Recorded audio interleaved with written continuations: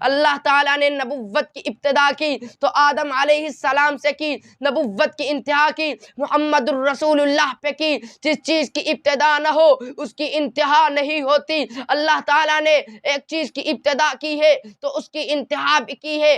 اسی طور پہ ایک مثال دیتا ہوں کہ اللہ تعالیٰ نے قرآن مجید کی ابتدا کی تو الحمد سے کی، قرآن کی انتہا کی تو والناس پہ کی۔ اسی طرح جس چیز کی ابتدا نہ ہو اس کی انتہا نہیں ہوتی۔ تو اللہ تعالیٰ نے نبوت کی ابتدا کی تو آدم علیہ السلام سے کی، نبوت کی انتہا کی تو محمد الرسول اللہ پہ کی۔ لیکن میرے نبی کی ختم نبوت پر انگلی اٹھانے والے، ڈاکہ ڈالنے والے آتے ہیں۔ سب سے پہلے اسود عنسی کے نام سے ایک کذاب نے میرے نبی کی ختم نبوت پر ڈاکہ ڈالا، اللہ تعالیٰ نے اس کو اسی کے محل میں مارا۔ پھر اسی طرح مسلمہ کذاب نے دعویٰ کیا، حضرت ابو بکر نے اس کے خلاف اعلان جنگ کر کے یہ دنیا کو بتا دیا کہ اگر میرے نبی کی ختم نبوت پر کوئی ڈاکہ ڈالے گا تو اس کا انجام موت ہے، ذلت و رسوائی ہے۔ تو اسی طرح مسلمہ کذاب کا بھی انجام برا ہوا۔ پھر طلحہ اسدی نے نبوت کا دعویٰ کیا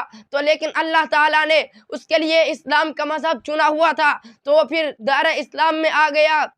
اسی طرح اور بھی وقت کے کذابوں نے میرے نبی کی ختم نبوت پر ڈاکہ ڈالا، اللہ نے انہیں دنیا میں ذلیل کیا۔ پھر آخر میں ایک مرزا قادیانی کے نام سے آیا، اس نے آ کر تھا تو وہ انگریز کا چمچہ تھا، تو وہ انگریزوں کا پیچھے سے آنے والی نسلوں میں سے، اس کا شکل تو اس کی گلے ٹماٹر کی طرح تھی، اور وہ نبوت کا دعویٰ کر بیٹھا۔ صرف نبوت کا دعویٰ نہیں کیا بلکہ اس نے اپنے آپ کو کئی دعووں میں اس نے کہا کہ میں حضرت عیسیٰ علیہ السلام ہوں، نعوذ باللہ۔ اس نے کہا کہ میں حضرت مہدی علیہ الرضوان ہوں۔ پھر اس نے کہا کہ میں آپ صلی اللہ علیہ وسلم کی ختم نبوت پر اس نے ڈاکہ ڈالا۔ میں اس کے تین دعوے آپ کے سامنے رکھوں گا۔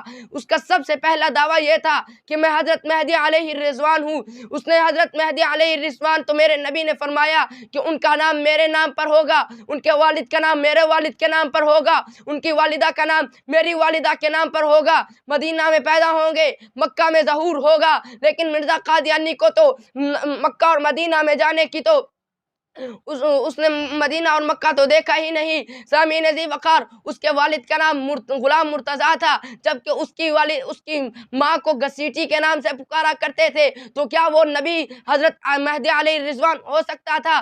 پھر اس نے کہا کہ میں حضرت عیسیٰ علیہ السلام ہوں۔ اب میرے نبی نے فرمایا حضرت عیسیٰ علیہ السلام کا ظہور ایک سفید مینار پر ہوگا، پھر ان کی شادی ہوگی، ان کی اولاد ہوگی، 40 سال حکومت کریں گے، اور پھر ان کے دور کے اندر جنگ روک دی جائے گی، ہر طرف اسلام کا غلبہ ہی ہوگا۔ تو انگریزوں نے اس لیے اس کو بھڑکایا کہ تو حضرت عیسیٰ علیہ السلام کا دعویٰ کر، کیونکہ جنگ روک دی جائے گی، ہم اسلام پر غالب آ جائیں گے۔ تو اس نے کہا کہ میں حضرت عیسیٰ علیہ السلام ہوں۔ سامعین ذی وقار، وہ پیدا تو ایک قصبہ گوردلسپور کے اندر